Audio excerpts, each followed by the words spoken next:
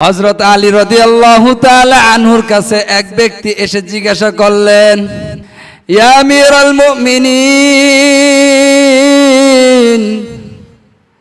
আমি সবসময় অসুস্থ থাকি, এমন কোন আমল আছে কি যে আমলগুলো করলে আমি সুস্থ থাকতে পারবো? এমন কোন আমল আছে, এমন কোন কাজ আছে যে কাজগুলো করলে, যে আমলগুলো করলে আমি সুস্থ থাকতে পারবো, এমন কোন আমল আছে কি?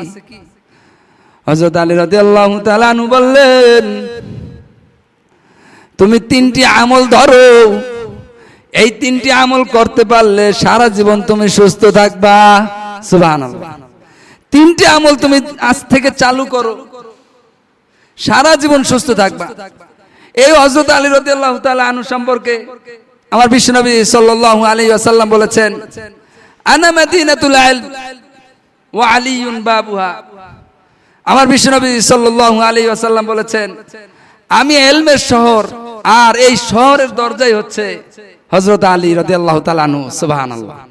এত ইলম, এত জ্ঞান আল্লাহ রাব্বুল আলামিন হযরত আলী রাদিয়াল্লাহু তাআলা আনহুকে দান করেছেন। এই হযরত আলী রাদিয়াল্লাহু তাআলা আনহু ওই ব্যক্তিকে বললেন যে তুমি তিনটি আমল ধরো, তুমি সারা জীবন সুস্থ থাকতে পারবা।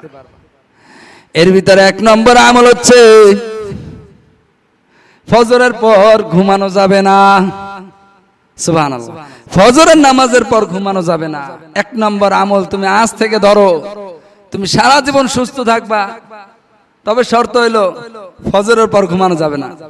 হযরত আলী রাদিয়াল্লাহু তাআলা আনহু বলেন, ফজরের পর ঘুমাইলে কিন্তু শরীরের ভিতরে রোগ শোক বাসা বাঁধে।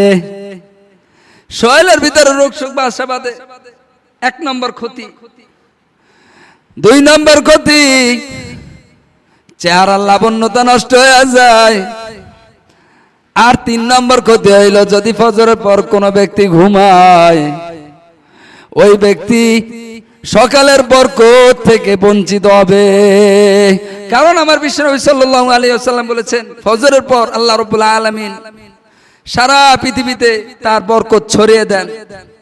এই সময় যদি তুমি ঘুমা থাকো, তাহলে এই বরকত থেকে তুমি বঞ্চিত হইবা। তাহলে তুমি যদি সারা জীবন সুস্থ থাকতে চাও, এক নম্বর আমল হচ্ছে ফজরের পর ঘুমানো যাবে না। দুই নম্বর আমল, প্রতিদিন এতটুকু পরিমাণ পরিশ্রম করতে হবে যেই পরিশ্রমের দ্বারা শরীর থেকে ঘাম ঝরে। এতটুকু পরিশ্রম তোমাকে করতে হবে যেই পরিশ্রমের দ্বারা তোমার শরীর থেকে ঘাম ঝরবে। এবং আহার, খাওয়া দাওয়া কম করতে হবে, খাবার কমাতে হবে, বেশি খাওয়া যাবে না। বেশি খেলে অসুস্থ হয় মানুষ, কিন্তু কম খেলে মানুষ অসুস্থ হয় না। পরিমাণে যতটুকু দরকার, এক ভাগ পানি, এক ভাগ খাবার, এক ভাগ খালি। পেটের এই তিন অংশ এক ভাগ পানি দিয়ে পূরণ থাকবে, এক ভাগ খাবার আর এক ভাগ খালি রাখতে হবে। তাহলে তুমি সারা জীবন সুস্থ থাকতে পারবে।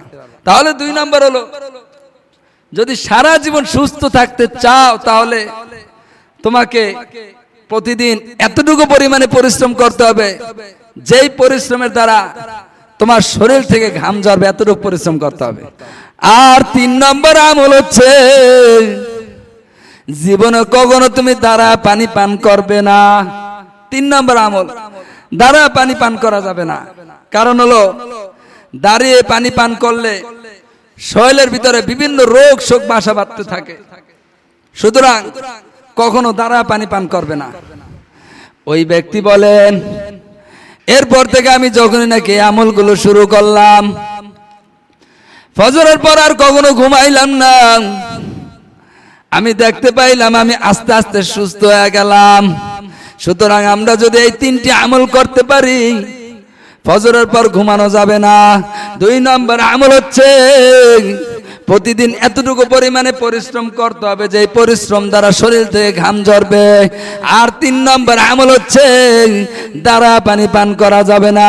এই তিনটি আমল করলে সারা জীবন সুস্থ থাকা যাবে।